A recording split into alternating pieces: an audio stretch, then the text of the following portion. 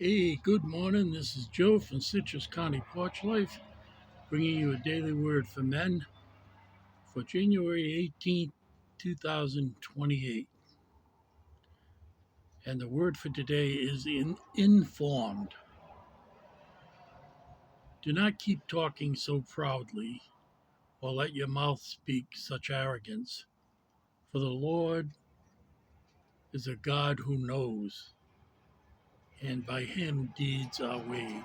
And that is from 1 Samuel chapter 2, verse 3, the NIV. This word brings to mind an old war movie where people are hiding and the informers are out there in force.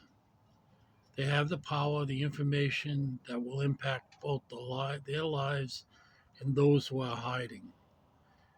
Like in the scripture above, they walk proudly, but they do not realize that God watches their deeds.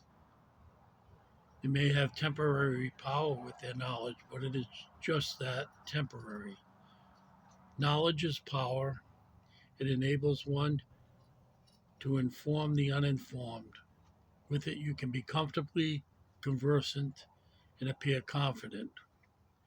But because of the impersonal nature, this knowledge can lead to pride. So we must be careful. Paul writes, knowledge puffs up a man, but love builds up.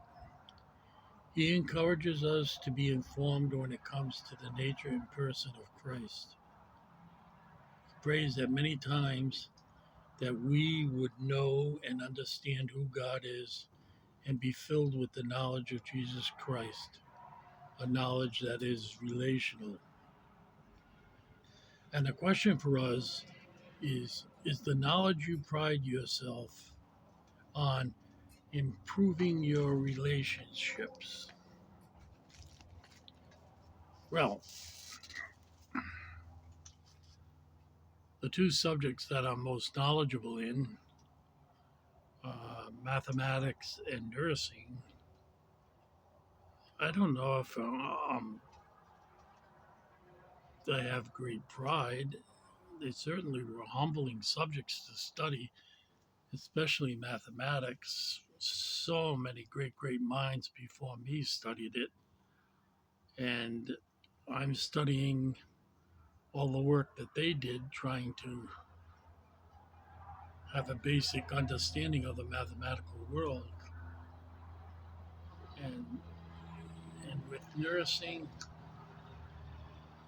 I can say as a person, I made the greatest growth in how I deal with people through nursing. An awful lot of the highest paying jobs in nursing are ER, ICU, and any of the specialty ICUs like neuro ICU, pediatric ICU. Um, so, and that knowledge is only gotten by experience. It's not theoretical knowledge. When you're in the ICU and you're in charge of two patients on respirators, it's not theoretical, it's real. And most of them are in the worst time of their lives, and the families are too. So I learned how to deal with, people experiencing the very best, the very worst that life has to offer, the death of a loved one, the slow decline of a loved one. And so I think I'm a better person for it, but it's not a prideful thing. It was, I mean, it's a job that I take great pride in having done well, but it's not a boastful pride. I think every person that's a nurse tries to do the best job that they can, or most. And when you can do a great job. It's wonderful. And to tell you the truth, to the families,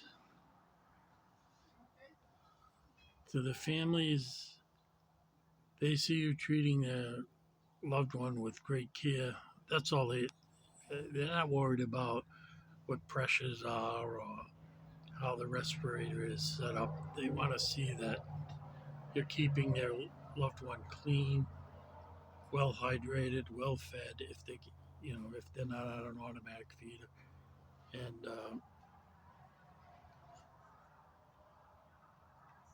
me studying mathematics, which I really enjoyed, is more cerebral. Very, you could do it in a room locked up by yourself. You don't need to know anyone, be with anyone. Uh, so it's two totally different things. And I wrote my notes to this, uh, talking about the proud. Don't keep talking with such arrogance. And I wrote, crash and burn. I've seen so many people, boastful people, who crash and burn. Now, mostly I'm talking about people with addictions because I'm very familiar with that both through work and being a member of AA. And I heard people that I thought were the best speakers in the world, and most of it was a lie, and it didn't get me mad, it just disappointed me. So that's my take on this for today. It's a very cloudy day here. I'm taping this on the 15th. I just got back from my mathematics class with my student up at the library. And we won't have a class Monday because it's Martin Luther King Day and the library is closed. So, I got a whole week to prepare the next lesson, which will be nice. So, God bless, have a safe and holy day, and talk to you tomorrow.